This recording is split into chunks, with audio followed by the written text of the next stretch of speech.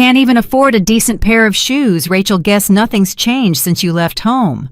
My father's voice cut sharply through the high-ceilinged lobby of Summit First Bank, each word shaped for maximum public impact. Conversations around us faltered as people turned. I tightened my grip on the strap of my messenger bag, grounding myself. The sting of old humiliation rose in me, familiar, but no longer overwhelming. I steadied my breath. I refused to give him the reaction he wanted. The place gleamed with corporate authority glass walls, polished fixtures, the low hum of transactions being processed. People moved with the quiet assurance of those used to being taken seriously.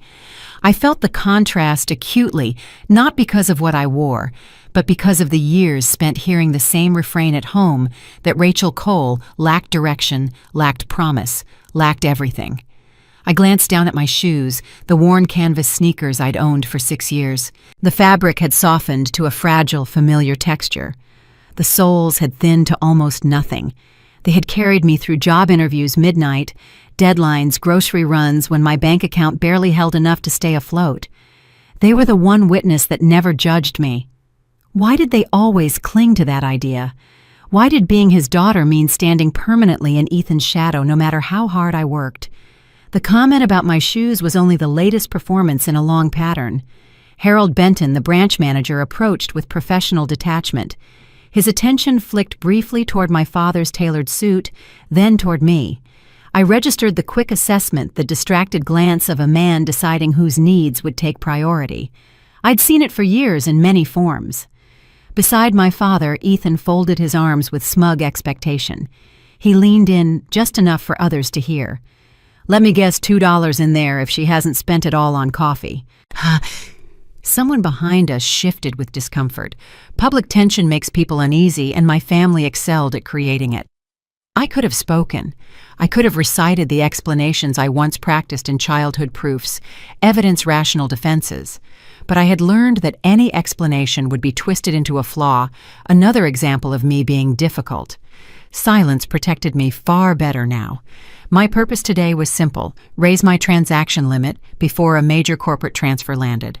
6 years of work, real measurable work, were finally converging into something substantial. Not one of them knew. You know, my father continued, his voice rising again, some children never figure out real life. Almost 30, still acting like she's in a dorm room. I let the words pass through me. That version of me, the one he clung to, hadn't existed for years. Harold gestured toward his station. If you'll come with me, I can look up your account. I followed. My father and Ethan trailed close, eager spectators. ID and account card, please, Harold said without looking up. I passed them to him. He typed his movements brisk and practiced. My heart beat steadily, not from fear but from anticipation, not from dread but from the certainty that today marked a turn they never saw coming. My father leaned in, lowering his voice with feigned concern. This is going to be embarrassing. I told you to let me manage your finances. I focused instead on Harold's expression. The first signs of hesitation flickered across his face. His fingers paused over the keyboard. His brow furrowed slightly. This may take a moment, he said quietly. Ethan smirked. Here we go. I said nothing. I didn't need to defend myself anymore. My work, the years of quiet labor, the sacrifices and choices would speak soon enough. Harold blinked at the screen. Then he looked at me, and the shift was unmistakable uncertainty, recalibration, something beginning to crack his assumption. Miss Cole, he said finally, I'm going to need to verify a few things before we proceed. The account data is more complex than I initially anticipated. My father pounced. Is her account frozen? I knew it. But Harold wasn't listening to him anymore. He was looking at me, really looking, as if seeing someone he hadn't expected. And I felt the first crack forming in the narrative my family had built around me for 30 years. Harold picked up the phone and dialed an internal extension. His voice was low, controlled, but I caught fragments. Verification protocols, tier classification, requires secondary review. The tension rippled outward, drawing the attention of the surrounding tellers. A small crowd didn't form, but the air changed. People can always sense when a routine moment becomes something else. My father exhaled sharply. Harold, what's the problem? This shouldn't take long. Her account isn't complicated. Ethan edged closer, but his smug confidence from earlier had thinned. Instead of mocking me outright again, he leaned toward my father. Something's off. Maybe the bank's system glitched. His voice tried for smugness, but landed somewhere uncertain. I noticed the shift in him.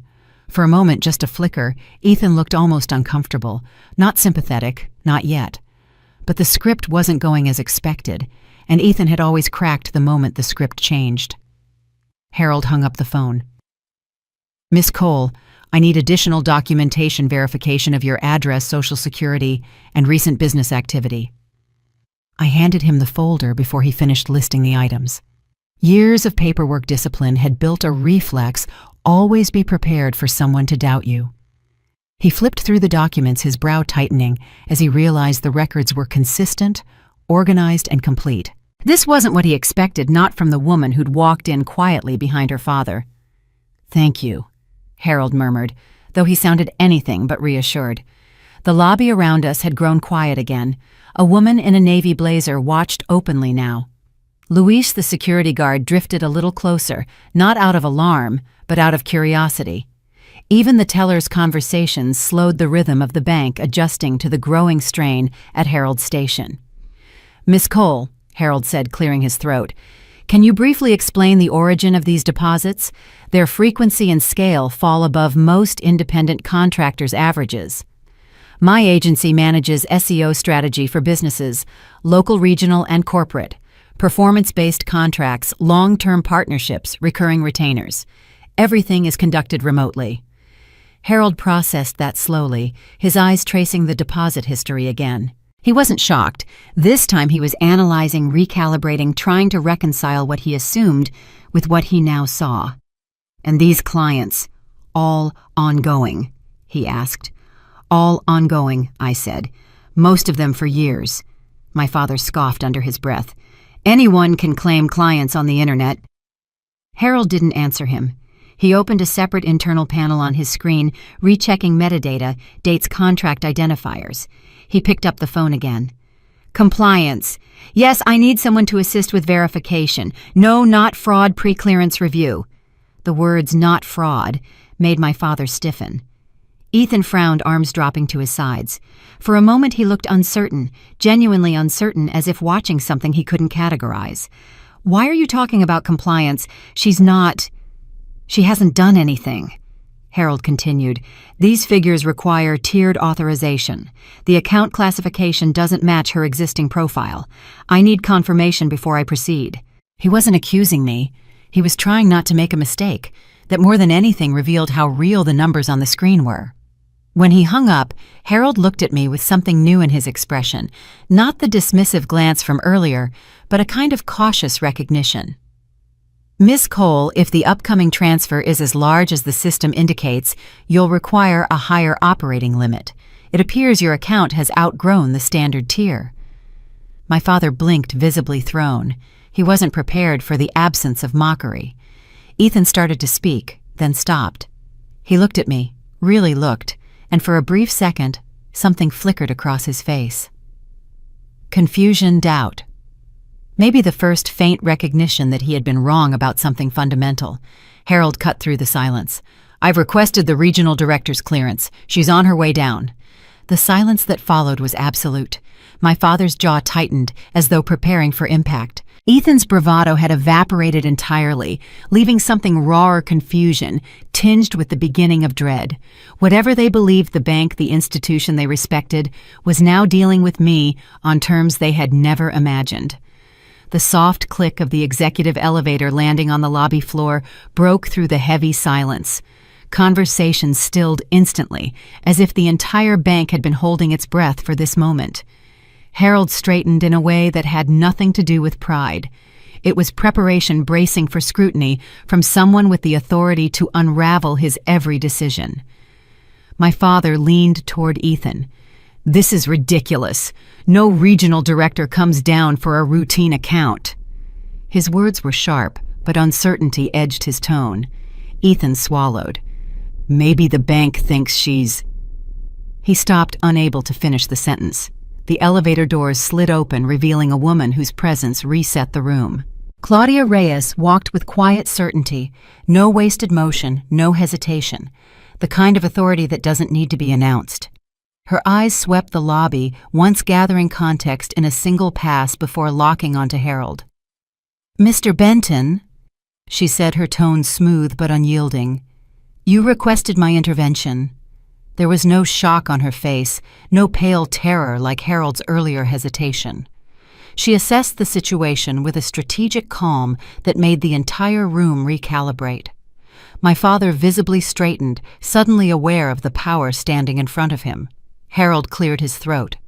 "Yes, Ms. Reyes, I believed there were inconsistencies in the account profile, and we'll review that privately," she said, cutting through his fumbling explanation.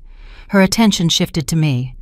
"Miss Cole," she said with a professional courtesy Harold had never offered, "I understand you're here for a limit adjustment." My father took a step forward. "She will not speak to you alone. I am her father." Claudia lifted a hand, a gesture neither rude nor dismissive, but absolute in its authority. "Account matters are confidential. Only the account holder may participate." The words struck my father harder than any reprimand. For decades he had held himself as the arbiter of what I was capable of, the final authority on my choices. Hearing someone in power declare a boundary he could not cross carved a fracture down the center of his certainty. "Miss Cole," Claudia said, her voice steady, "please follow me." I rose, passing my father without a glance. His hand twitched as if to stop me, but Luis, the security guard, subtly shifted position, a silent indication that the rules had changed. Inside the consultation room, Claudia gestured for me to sit, while Harold hovered behind her, a man awaiting a verdict. She pulled up my account with a confidence born of expertise, not assumption. Her eyes scanned the data page after page, each movement measured. She wasn't shocked. She was analyzing the financial pattern of someone whose business had outgrown the assumptions placed upon her. "Your revenue history is strong," she said, her tone purely factual. "Diversified income streams, consistent quarterly growth, and projected wire activity consistent with a corporate contract." Harold shifted. Claudia didn't look at him, but the air around him chilled. "What prompted your escalation?" she asked quietly. Harold hesitated. The account didn't match the expected profile for a customer of her." He stopped, realizing the trap in the words. Claudia turned her head slightly. "Of her what?" Silence. The kind that exposes the truth more effectively than accusation. "This is not a system issue," Claudia said, closing the tablet. "It is an issue of assumption." She faced me fully. "Miss Cole, I apologize for the treatment you received. You are entitled to confidentiality and respect, and neither was upheld today." The words pierced deeper than the apology itself. Respect, something my family had denied me long before Harold ever saw my name on a screen. I looked down at my worn-out shoes for a moment. They had carried me through 6 years of building something real. They had absorbed every dismissal, every doubt, every late night. And now in this room with this woman acknowledging my worth, they felt lighter somehow. "We'll finish your limit adjustment now," Claudia continued, "and we will correct the internal error that led to this situation." She did not mean a software error. From the glass partition I could see my father watching, his posture, rigid, his expression struggling to reconcile the scene unfolding before him. He had come here to witness my humiliation. Instead, he was witnessing the collapse of the narrative he had built around me. Years of dismissal were dissolving in real time. Claudia finalized the adjustment. "The regional director is the highest authority at this branch. Moving forward, your account will be handled accordingly." "Thank you," I said quietly. She nodded. "You built something credible, Miss Cole. Don't shrink simply because others failed to see it." Her words landed with the clarity of truth. When she opened the consultation room door, Harold remained behind, small in the shadow of his mistake. But my father was waiting. Not triumphant, not mocking, staring as if he no longer recognized the daughter he had spent years underestimating. And I simply stepped past him into the widening space between who I had been and who I had finally become. The lobby outside the consultation room had gone unnaturally still. Even through the glass partitions, I sensed the shift, an entire bank recalibrating around the realization that its assumptions no longer fit the situation unfolding inside. Claudia led us to a second consultation room, larger, more private. She closed the door behind us with a deliberate quietness, the kind that signaled the beginning of something definitive. She took the seat across from Harold, her posture composed but unyielding. "Mr. Benton," she said evenly, "walk me through your decision from the moment Miss Cole approached your station." Harold's hands tightened around the pen he held. She requested a balance verification and a limit adjustment, routine. But when the account data displayed, it didn't align with the expected profile. "And what definition of expected did you apply?" Claudia asked. He hesitated, not because he lacked an answer, but because the answer now carried consequences. I believed the discrepancy required further review. Claudia didn't raise her voice. She didn't need to. Review is appropriate when evidence suggests risk, but you escalated without evidence. You escalated because the client did not visually match your internal assumption of financial success. He exhaled sharply, the sound of a man bracing against his own failing logic. She turned to me next, her expression shifting. Not pity, not surprise, but recognition. "Miss Cole, tell me again about your business. Not for verification, for clarity." I gave her the concise version, 6 years of building an SEO agency from scratch. The long nights, the early rejections, the eventual contracts, the steady growth.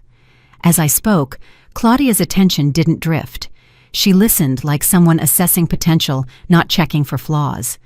Behind the glass, my father was immobile, his expression a mask of fractured certainty. Ethan stood beside him, but something had shifted in his posture. He wasn't smirking anymore. He wasn't even defensive. He looked almost thoughtful, as if something I'd said was finally registering. "Your revenue pattern is strong," Claudia said, turning again to the tablet. "Consistent, diversified, methodical.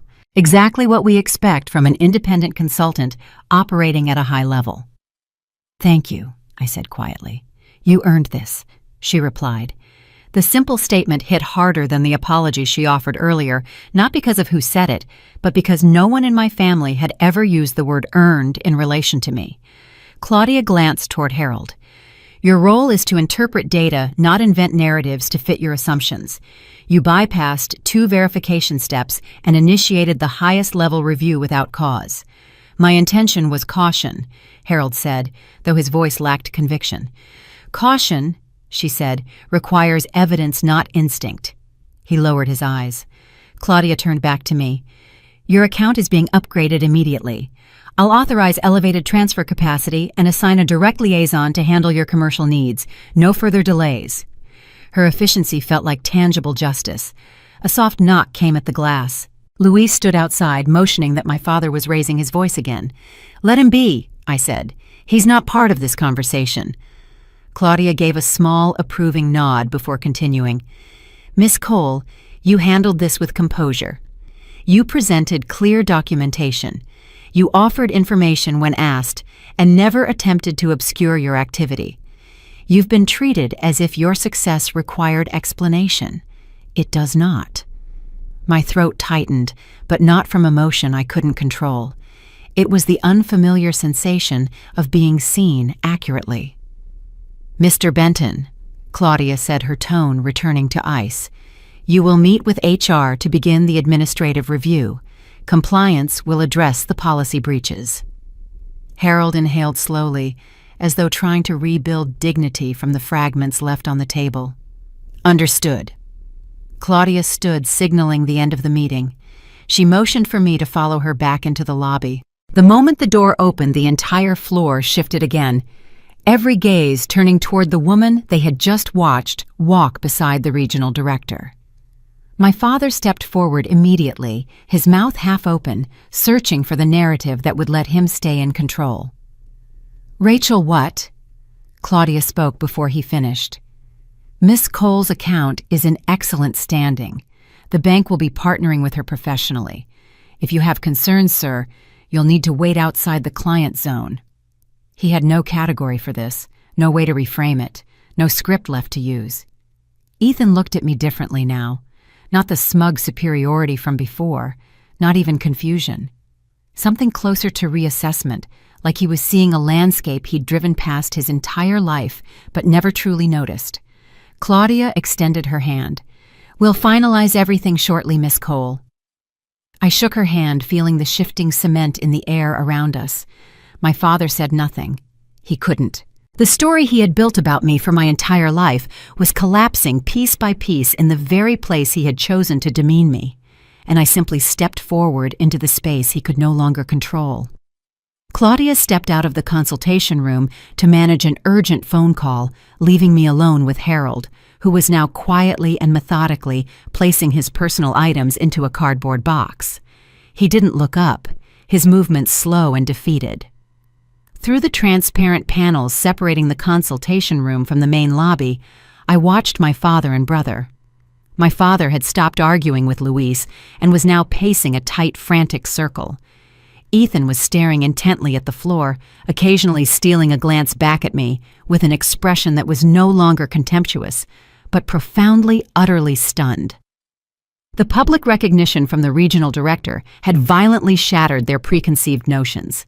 The immense cold relief of vindication settled over me. I had not only survived their ambush, but had, through the integrity of my work, commanded the highest respect the institution offered. Claudia returned her executive calm, completely restored. She avoided looking at Harold.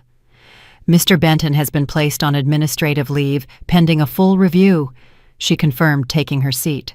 "The findings of Miss Cole's account are clear. All funds are legitimate earned revenue, and the level of scrutiny was entirely unwarranted and based on improper profiling." "Thank you," I said. "I appreciate the transparency and the commitment to policy. As for the compensatory gesture, we are formally offering you our highest business tier amenities, dedicated commercial account support, waived transfer fees, and prioritized executive service for 1 year complimentary. It is a material commitment to apologize for the experience and to show our seriousness about our new partnership." I nodded, accepting the tangible proof of their recognition. The financial value was significant, but the real prize was the public, undeniable retraction of the bank's initial dismissal. "I am also authorized to formally present the consulting opportunity." Claudia continued, her tone shifting to crisp business development. "Our current digital engagement strategy requires a specialized SEO audit and long-term implementation plan to compete with rising financial tech firms. I reviewed your portfolio. Your results in scaling regional client visibility are exactly what we require." She slid a detailed project brief across the table. I absorbed the scope, an 18-month contract overseeing digital strategy for an organization with substantial national reach. The compensation package was designed to attract a highly specialized consultant, far exceeding anything I had previously charged. It was an investment based entirely on trust in my competence. "This is highly impressive," I replied, maintaining a steady professional demeanor. "I am confident I can meet these objectives." "We are confident you can too. We want you. Consider the contract fundamentally yours, contingent on your formal acceptance of the legal terms." Harold, finishing packing his box, looked up, his expression a defeated mixture of professional shame and quiet, undeniable awe at the scale of the contract being offered to the woman he had just profiled. I stood and walked over to the clear glass wall. My father was now arguing intensely with Ethan, his hands slicing the air in desperate search of a rational explanation for what he had just witnessed. They were attempting to rationalize the irrational, that the family failure could not possibly be the bank's prize client. They thought I was in here being reprimanded, perhaps facing legal action. They were waiting for the moment they could swoop in and rescue the failure they had always believed in. "Do you wish for me to have them escorted from the premises now?" Claudia asked, her voice low. "No," I repeated, watching them. "They need to see the conclusion of this transaction." Claudia nodded, respecting the profound personal validation this final moment represented. We finalized the papers for the account upgrade when the system confirmed the new business tier status. Claudia turned to me. "Are you ready, Miss Cole? Everything is complete." "Almost," I said. "I have one last question. When you first looked at my data, you saw the same discrepancy Harold saw. Why did you choose respect instead of suspicion?" Claudia paused, leaning back. "Because I learned long ago that the loudest voices in the room often belong to the emptiest accounts. And conversely, the most valuable assets often prefer to operate in quiet competence. Your success. Miss Cole doesn't depend on what shoes you wear. It depends on your work, and your work very clearly speaks for itself." The validation resonated deeper than any corporate offer. "I'm ready," I said, feeling the immense weight of old expectations lift completely. Claudia opened the door. My father immediately lunged, his body language aggressive, his mouth already forming a command. "Miss Cole," Claudia said, her voice ringing clearly across the expensive lobby, stopping my father instantly. "Thank you for your business. Your premium business tier account is now active, and we look forward to finalizing our commercial partnership agreement this week." My father froze mid-step, his jaw hanging open. Ethan stared in silent, sickened shock. I stood there in my worn-out shoes looking at them. I was no longer their daughter.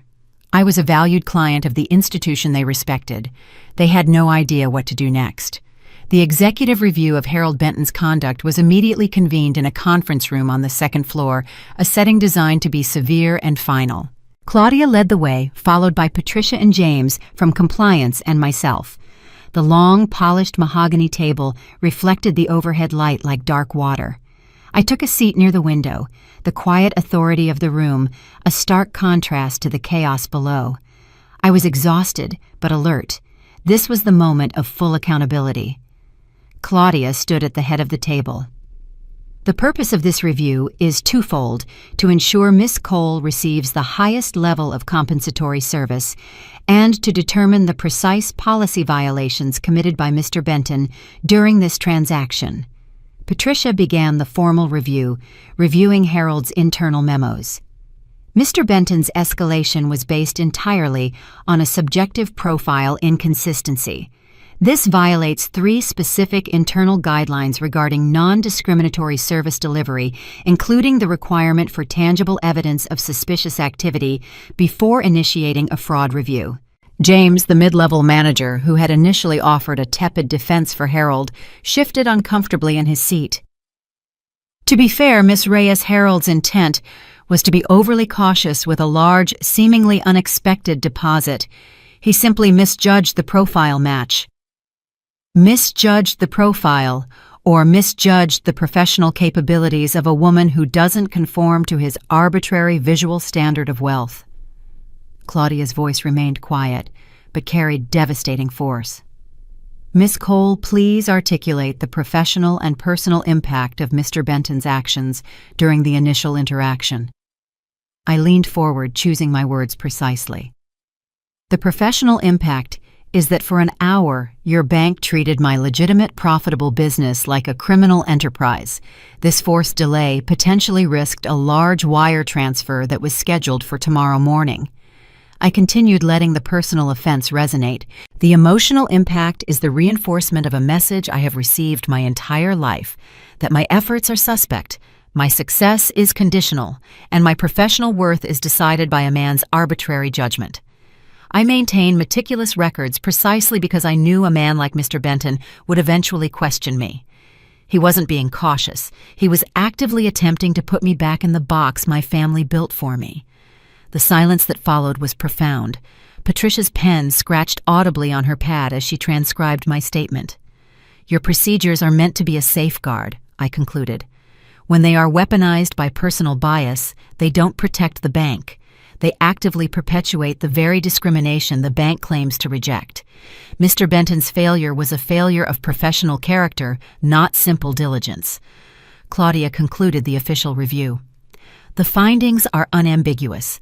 The conduct exhibited was discriminatory, violated core policy, and constitutes gross professional negligence. Mr. Benton's suspension is confirmed pending formal termination proceedings." The vindication was sharp. It was the system finally and definitively working in favor of the meritocracy I believed in. Claudia waited for Patricia and James to gather their files and exit the room. "Miss Cole, the bank wishes to move forward. Beyond the business tier upgrade, we are prepared to offer you the full SEO contract without further tender. This is a highly valued engagement for us, and we are offering the upper band compensation package. She pushed the folder closer. We require a strategist who understands the market and can deliver results. Your performance portfolio clearly establishes you as that person, and your integrity under pressure has confirmed our decision. The financial offer was staggering, a massive investment in my future. I will require 48 hours to review the full legal terms, I said, maintaining my composure. But conceptually, I accept this professional partnership. Take the time you need. We will hold the terms firm. Claudia stood her respect, now unqualified and absolute. Thank you, Miss Cole. You have done more to enforce accountability within our walls today than any internal audit ever could. I stood and gathered my portfolio. Looking out the expansive windows, I could see the city stretching below me, a city that no longer intimidated me. My family was still waiting down there, small figures irrelevant to the executive decisions being made up here. I was no longer just proving them wrong. I was now building a future that fundamentally operated outside the orbit of their judgment. The executive elevator descended with a soft, swift hum, carrying me away from the hushed severity of the second-floor review. When the doors opened onto the main lobby, the tension was immediate and absolute. Every head, customers, tellers, security turned in synchronized recognition. I stepped out accompanied by Claudia Reyes, whose presence alone instantly elevated my status beyond question. The transition from suspected customer to valued client was physically palpable. I was no longer an inconvenience. I was an untouchable asset protected by the highest echelon of the institution.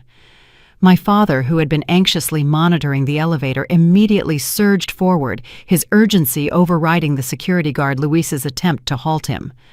"Rachel, what in God's name happened up there?" His voice was hoarse, sharp, with unaccustomed panic. "Are they pressing charges? Did they find the mistake with the wiring? You must have gotten a loan. You need to let Dad fix this." Ethan followed his face a roadmap of confusion and fear. "Just tell us the number, Rach. Why did the regional director come down for you?" I stopped. I didn't need to speak. The silence surrounding me was more effective than any argument. Luis, the security guard, stepped in front of my father, a clear line of defense. His posture was no longer casual. It was respectful and firm.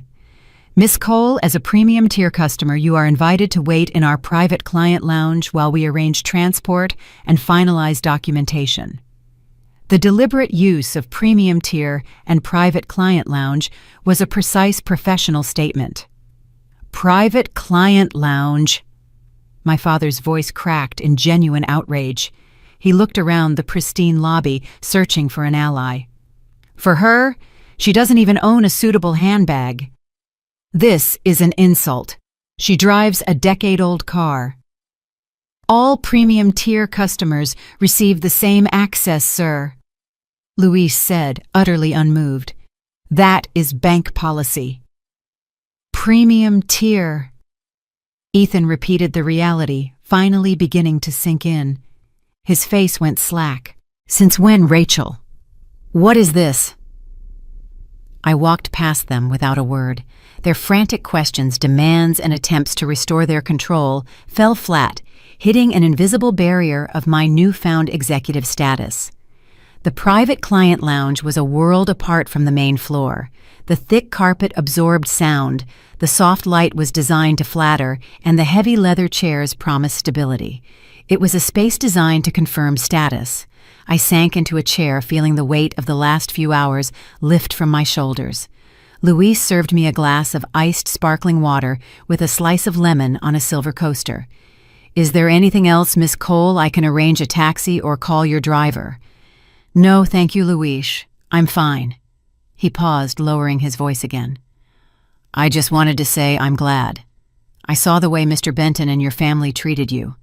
You handled yourself with immense grace, especially under that pressure." "Thank you," I said, genuinely touched by his quiet solidarity. I realized that my most loyal witness in that entire fiasco was the security guard, the person who understood status based on conduct, not clothing. I sat in the lounge watching my family through the secure glass panel. My father was now arguing intensely with Ethan, his hands slicing the air, clearly demanding an explanation my brother couldn't provide. Their distress was total. They were trapped in the humiliating position of waiting on the person they had just publicly deemed worthless. I understood then that their frantic questions weren't about my safety. They were purely about their loss of control. My success fundamentally invalidated my father's judgments and stripped Ethan of his easy superiority. Claudia appeared at the lounge entrance, her face radiating professional assurance. "Miss Cole, we've finalized the paperwork and the transfer limits are active. Shall we conclude this now?" "Yes." We crossed the lobby again. My father lunged, unable to contain himself. "Rachel, we are talking now right here." Claudia interposed herself perfectly. "Sir, Miss Cole is finalizing a high-level commercial transaction. You have no legal right to intervene or access her information. I must ask you to stand back immediately. I am her father. I demand information on her business." "Miss Cole," Claudia said, turning her attention solely to me, completely isolating him. "Your financial records are impeccable. Your business management is astute. You are an exemplary customer." My father deflated entirely the full force of Claudia's professional authority, neutralizing his bluster. We completed the final signatures. When finished, Claudia extended her hand, her handshake firm and equal. "It has been a privilege, Miss Cole. We look forward to a long and mutually profitable partnership." I walked toward the exit, my head held high. My father and brother were now silent, their confusion total. The glass doors slid open. I paused outside, turning to look back one last time. I looked down at my worn-out shoes, scuffed, practical, and honest. They had carried me through the whole ordeal. They were evidence of my journey, not my lack. I squared my shoulders, and the immense weight of decades of emotional debt finally lifted. For the first time in my life, I was walking away from them utterly free and utterly self-defined. The confrontation was unavoidable. My father's rental sedan screeched to a halt in the parking lot, effectively boxing in my own modest vehicle before I could reach it. "Rachel, stop right there." My father's voice, sharp with unaccustomed panic, cut across the warm asphalt. "You are not leaving until you explain that circus in the bank." I turned, facing them both under the low, slanted afternoon sun. "The circus, Dad," I said, my voice calm and low, "was your own making. I conducted a routine transaction. You chose to publicly mock me. The bank chose to recognize me." "Don't play word games." My father stalked closer. "That woman called you a premium client. She talked about a commercial partnership. What ridiculous facade are you maintaining?" Ethan stood behind him, his suspicion clinging to the belief that I must have inherited a secret trust fund or, worse, committed tax evasion. "You were struggling last year, Rach. You were barely covering your small rent. Don't try to tell us you've suddenly become a mogul." "I was struggling to meet your expectations, not my rent," I corrected. "My apartment was chosen for its low overhead. The money I saved wasn't wasted on appearances. It was reinvested into the business development that built my agency." "The agency is you sitting at a laptop," he sneered. "That is not wealth. That's a glorified hobby that happens to pay for your internet." "It's a hobby," I agreed, letting the condescension hang, "that has secured me a consulting contract from that bank worth more than your annual salary. It's a hobby that requires high-level executive discussions while you were confined to the lobby by a security guard." Ethan flinched. The comparison spoken aloud was devastating. My father's control snapped.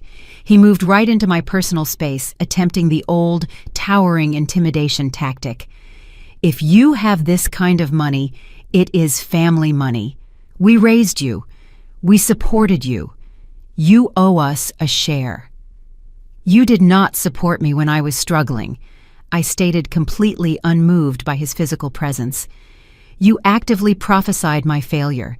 You invested your time, money, and approval exclusively in Ethan while dismissing my every ambition as a childish waste of time. That is not support. That is emotional and financial sabotage. We were trying to provide you with realistic expectations. No, you were trying to ensure I stayed reliably smaller than you. The only problem is I succeeded despite you." He stumbled back a step. Ethan interjected, trying to mediate with a nervous formality. "That is fundamentally unfair, Rachel. We have always wanted the best for you." "The best, Ethan," I countered, looking him directly in the eye, "was for me to remain your backdrop. When was the last time you asked about my work, truly listened to my answer, and accepted that I might be competent? You never asked because it was easier to believe I was failing than to confront the possibility that I succeeded without a single ounce of your help." He had no answer. My father, regaining his fury, attempted his final desperate threat. "Don't you dare walk away from me. If you leave now, you forfeit any future assistance from this family. You are cut off." I paused at my car door, turning back one last time. "I have been cut off for 29 years, Dad. I've built an entire successful career in that void. Your lack of support is not a threat. It is a fact of my life. The difference now is that I no longer require your change, your respect, or your approval." I got in, started the engine, and drove away, leaving them frozen, father and son, finally united in their shock and irreversible displacement. I arrived home and sat at my computer. I opened the bank's formal proposal. The numbers were immense, but the true prize was the professional validation. My phone buzzed, Mother's text urging me to call and apologize for embarrassing my father. I responded, "I have nothing to apologize for." He earned the reaction he received. Later that night, the hesitant knock came. Ethan stood in the hallway. "I came to apologize," he said, not meeting my eyes, "for everything at the bank." "Which part specifically?" "All of it. The mocking, the assumption. I didn't know about your agency. I just assumed." "You assumed I was the failure you needed me to be." "That is harsh, Rach. But no, it's not inaccurate." "How did you do it?" he asked, his voice genuinely curious. "How did you build something real when Dad constantly told you it was impossible?" "I stopped listening to everyone else's voice," I said, "and I started trusting my own." He nodded, a flicker of genuine introspection in his eyes. "Dad's voice is always in my head telling me who I should be." "I know. It was mine too. It takes time and refusal to get it out." He left, still uncertain, but the apology was real. I closed the door and felt not vindication, but an immense, simple pride. I had survived. I had kept going when everyone expected me to fall, and that was worth more than any number in a bank account. The morning after the bank confrontation brought a quiet clarity to my life. I took an early walk, enjoying the cool, damp air and the solitude. The emotional storm had broken, leaving behind a profound sense of self-reliance. My primary focus returned to work. The imminent bank contract was secured in principle, and my existing client base, stronger than ever, demanded my attention. The family drama, intense as it was, now felt external, secondary, contained. Around noon, my phone rang. It was Sandra from Claudia Reyes's office. "Miss Cole, Claudia is eager to move forward. She would like to confirm your availability for an executive briefing next week. We need to detail the contract scope and introduce you to the integration team." We scheduled the high-level meeting. The reality of the contract, a major strategic partnership secured purely on merit, solidified my new footing. Later that afternoon, the unexpected visitor arrived. There was a tentative knock, and when I opened the door, my mother stood there, her posture unusually hesitant, her eyes holding a deep vulnerability I rarely saw. "May I come in, Rachel? I won't stay long." I stepped aside. She looked around the apartment, not with the old critical pity, but with a new searching curiosity, as if seeing the space and the life within it for the very first time. "Your father is profoundly upset," she stated, sitting gingerly on the edge of my sofa. "He believes you intentionally humiliated him to damage his standing." "He humiliated himself, Mother," I corrected gently but firmly. "I merely presented factual evidence of my life and success. He chose the venue, the public mockery, and the contempt. The embarrassment he feels is a consequence of his choice, not my action." "You know his ways," she pleaded softly. "He feels he loves you, Rachel, in his own difficult way. He just doesn't know how to show it without control. Love does not require a child to shrink for a parent's ego." I stated the words quiet but definite. I needed him to see my worth, and instead, he actively denied it for 3 decades. She looked down at her hands, her voice dropping. I haven't been fair to you. I allowed him to speak over you to diminish you. I was afraid of the conflict, afraid of what would happen if I stood up to him. She finally looked up, her eyes glistening. That is the truth, Rachel. I chose peace over defending you.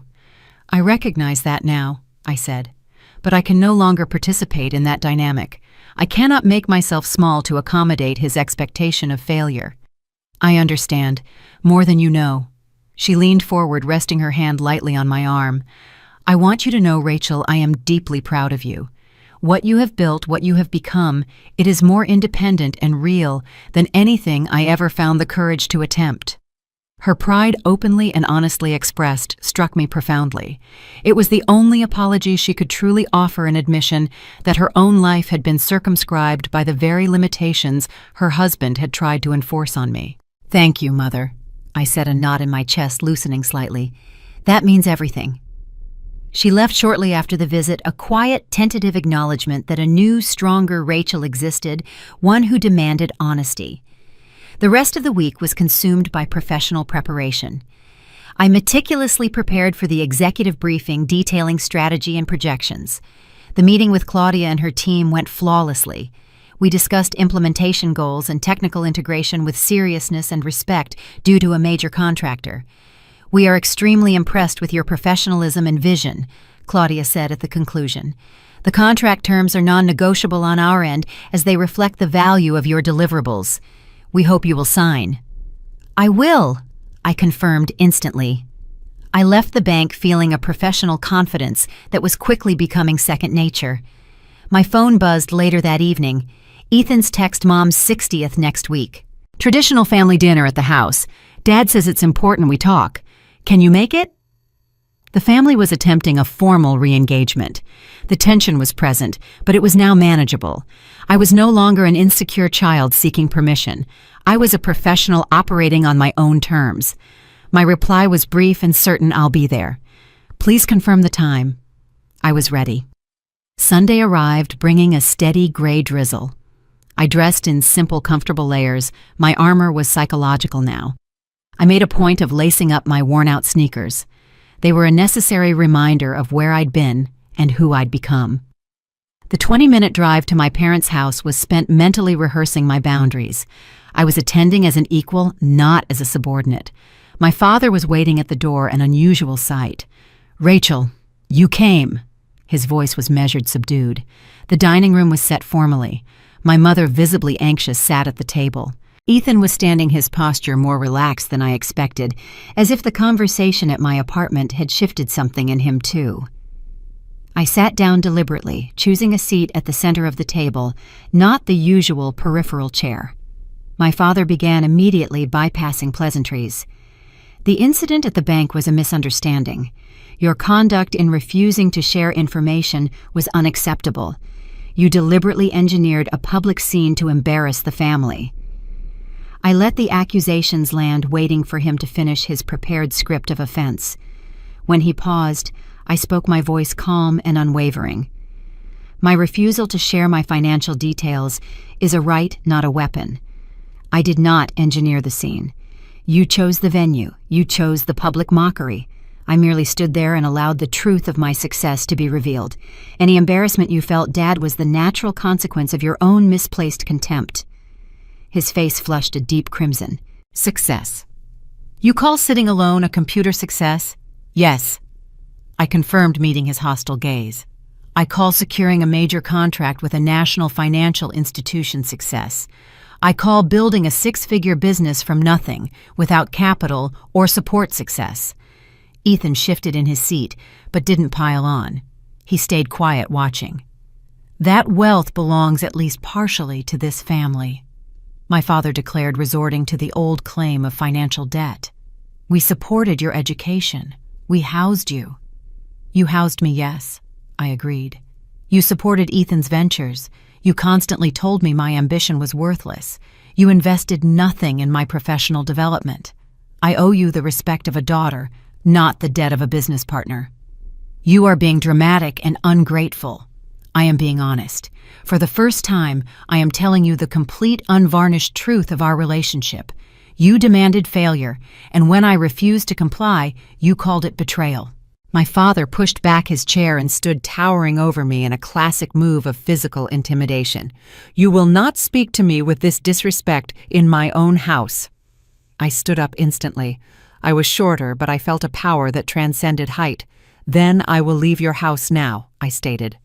But the facts of my success and the facts of your refusal to see it will follow me out the door. You cannot escape the truth of what I have built. He hesitated, seeing the finality in my posture. Something flickered in his eyes, not quite fear, but the recognition that his old tactics weren't working. You cannot simply abandon your family, he pleaded, his voice losing its command. I am not abandoning anyone. I am establishing respectful boundaries. There is a difference. Ethan finally spoke, his voice quiet but steady. Dad, stop. We both turned to look at him. She's right, Ethan continued. We never asked. We never listened. We just assumed she was failing because that's what you always said. He took a breath. I've been thinking about it all week, and I'm tired of pretending she's the problem when we're the ones who never gave her a chance. The silence that followed was absolute. My father stared at Ethan as if he'd been struck. This wasn't the script. This wasn't how family dinners were supposed to go. I'm not asking you to apologize right now, I said to my father. I'm asking you to stop pretending I owe you something for succeeding despite you. He opened his mouth to argue, then closed it again. My mother reached across the table and touched his arm. Sit down, she said softly. Please. He sat. Not because he agreed, but because the ground had shifted beneath him and he didn't know where else to stand. I came here tonight because I believe families can change, I said. But change requires honesty, and honesty requires you to see me, actually see me for who I am now, not who you decided I was 20 years ago. My father stared at his plate. He didn't apologize, he didn't agree, but he didn't argue either. It wasn't a resolution, it wasn't healing, but it was the first moment of silence that felt like possibility instead of defeat.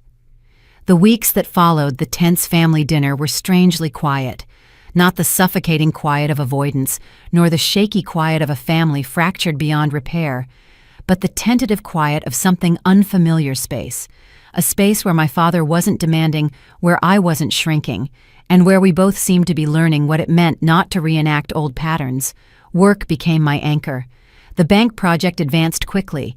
The team trusted my expertise, and I found myself stepping into rooms I had once convinced myself I didn't deserve. But late at night, when I shut my laptop, the emotional residue remained the soft ache of a daughter still carrying the debris of old battles. 2 weeks after the dinner, my father called. I almost didn't answer. But something in me recognized that declining would only drag the old narrative forward, avoidance, fear, miscommunication. And I was tired of living inside stories that didn't belong to me anymore. When I picked up, his voice was rough. Rachel. Dad. A pause. Not the angry kind. Not the, I'm preparing my argument kind. Just unsure. I've been thinking, he said. Each word sounded heavy, as if he'd practiced them, but still wasn't sure how they would land. I believe I have been profoundly unfair to you, for a long time. I didn't rescue him with reassurance. I didn't feel the silence. I simply waited. I had a vision of what success was supposed to look like, he continued, and when your path didn't resemble it, I assumed you were lost. I didn't consider that I might be the one who was wrong. The admission hit me in a strangely gentle way, not like a shock, but like the soft click of something finally moving into place. You punished me for not conforming, I said quietly, not accusing, just naming the truth. Yes, another pause. I did. It wasn't perfect accountability. It wasn't a poetic speech, but it was real. And for the first time in years, it wasn't coded in defensiveness or superiority. What can I do now? He asked. I want a relationship with you, a real one. I closed my eyes. Not because I was overwhelmed, because I was deciding. For perhaps the first time, the decision was entirely mine. "I can't answer that yet," I said. "But I know what I won't do. I won't return to the dynamic where I'm the child who must justify her existence." "I understand." "I need time," I added. "Space to see whether the change you're offering is consistent." "I'll earn it," he said. The phrase trembled slightly, as if unfamiliar to him. "Then we can try," I said, giving him what I could not, more not less. After the call, I sat on my sofa for a long moment. Not crying, not angry, just processing. Healing wasn't a switch. It was a slowly untangling thread, and for the first time, I felt it pulling in the right direction. A week later, my father called again. "I found an article about SEO," he said awkwardly. "I didn't understand most of it, but I thought maybe you could explain it to me sometime." It was small, almost comically small, but it was an effort. "Sure," I said.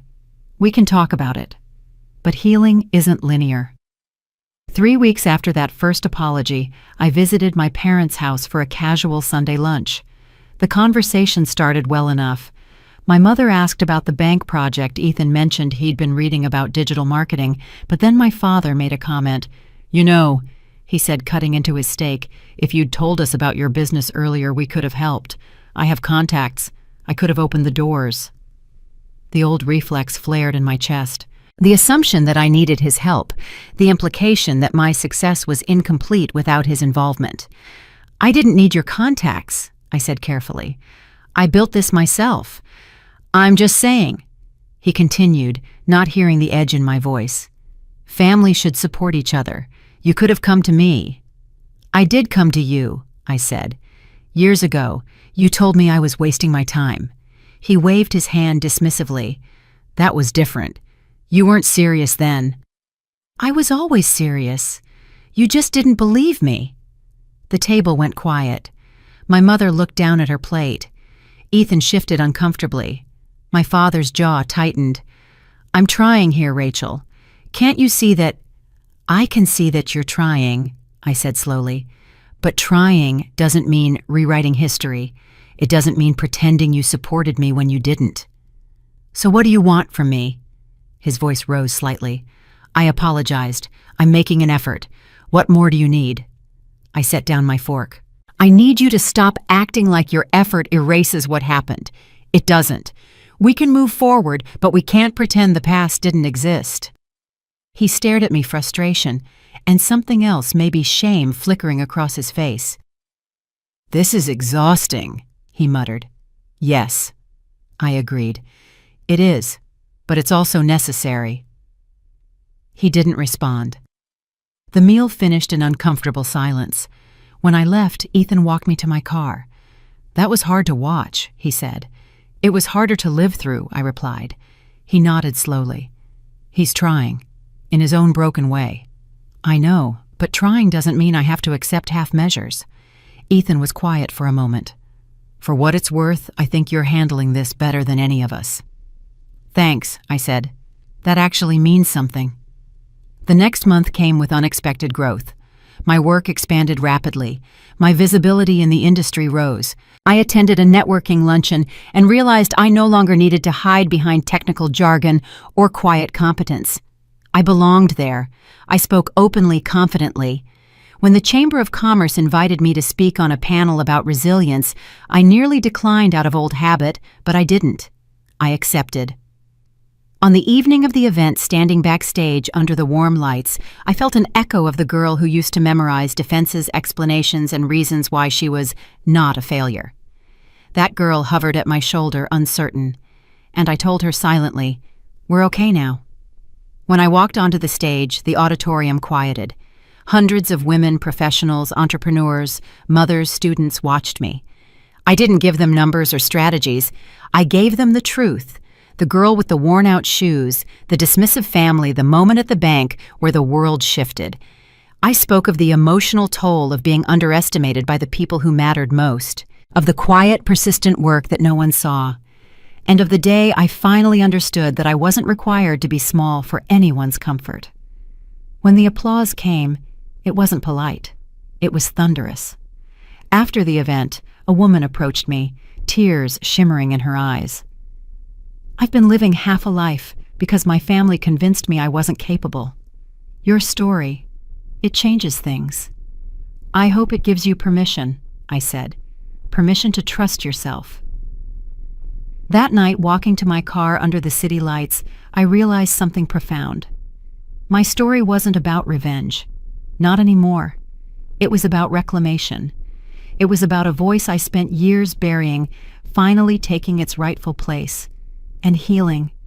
Real healing wasn't about forgetting the past. It was about saying I'm no longer defined by it. The contract with the bank wrapped more smoothly than I had imagined. The integration phase ended without drama, and the leadership team sent me a handwritten note expressing how much they valued my precision.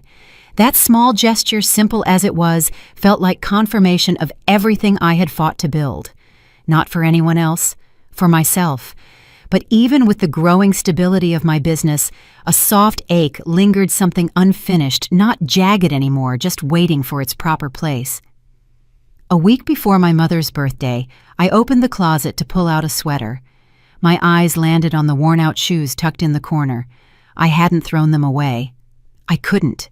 They had carried me through job interviews, midnight deadlines, grocery runs, when my bank account barely held enough to stay afloat, and the humiliation at Summit First Bank. They were the one witness that never judged me. I picked them up. The soles had thinned to almost nothing. The fabric had softened into a fragile, familiar texture. For the first time, I noticed that they smelled faintly of rain and old sidewalks. Something inside me shifted, quiet, decisive. On Sunday evening, I drove to my parents' house. The relationship with my father remained complicated. There were good days and difficult ones, progress and setbacks. But we were trying. Imperfectly, awkwardly, but genuinely trying. I placed the worn-out shoes on the passenger seat. They didn't belong in a closet tonight. They had one more journey to make. The house was warm when I arrived. My mother greeted me with wide, grateful eyes. My father stood nearby, his posture softer than it used to be. He'd stopped trying to control every conversation. He asked questions now instead of making declarations. It wasn't transformation, it was effort. And effort, I'd learned, was the beginning of change. Dinner unfolded gently. The tension wasn't gone, but it had softened into something workable, human. My father asked about my clients, about the speaking engagement, about my plans for the next quarter. The questions were clumsy sometimes, but they were genuine. After dessert, he cleared his throat. "I've been thinking," he said slowly, "about what you said, about how I never asked about your work." I waited. "I still don't fully understand what you do," he admitted, "but I'd like to, if you're willing to explain it to me sometime." It wasn't an apology. It wasn't an absolution. But it was something I'd never expected from him: humility. "I'd like that," I said. When I returned to my car, the street was empty. A soft drizzle had begun to fall, the kind that leaves silver threads floating through streetlights. I looked at the leather boots on my feet, then at the worn-out shoes lying on the seat beside me. A strange certainty settled in my chest. I slipped off the boots. I slid my feet into the worn-out shoes. They felt almost weightless now, as if time had hollowed out the burden they once carried. I stepped out into the drizzle. The pavement gleamed beneath the amber glow of the street lamps. The rain was cool, not harsh. Each drop felt like a memory dissolving. I walked slowly down the quiet suburban street. No audience, no confrontation. Just me, the night, and the shoes that had witnessed every chapter I had fought through. As the fabric absorbed the rain, I thought about the girl who once wore these shoes because she had no choice. The girl who accepted mockery because she didn't yet understand her own worth. The girl who stood in a bank lobby while her own father tried to shrink her into invisibility. I wasn't walking away from her. I was walking with her. Because healing isn't a clean cut. It's a merging, a recognition that every painful step had carried purpose. By the time I circled back to my car, the shoes had grown heavier with water. I stood beneath the streetlight and looked down at them, soaked, softened, barely holding together. They had given everything, and I was finally ready to let them rest. I removed them gently, placing them in the trunk, not as trash, as a memory. I put my boots back on, feeling the difference, immediately firm, steady, forward-facing. When I sat behind the wheel, I didn't start the engine right away. I breathed. I realized then that my father didn't need to be fully transformed for my healing to be real. His change, partial and imperfect, was enough to create a space where I no longer had to choose between truth and peace. I could have both. When I reached my apartment, I carried the shoes upstairs, still dripping slightly. I didn't put them back in the closet. I laid them on a towel near the window where the moonlight touched them.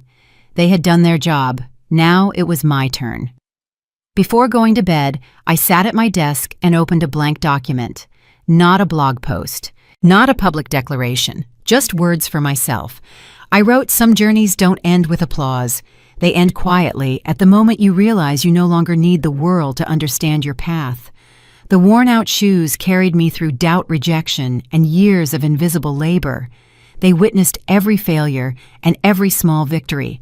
They never judged me for what I lacked or what I couldn't yet prove. Tonight, I walked in them one last time, in the rain, alone, and I understood something I couldn't have understood before. The girl who wore those shoes wasn't weak. She was building, and the woman who took them off tonight isn't finished. She's just beginning. I saved the document and closed my laptop. I glanced once more at the worn-out shoes, pale and waterlogged in the moonlight. Their job was finished. Mine was just beginning.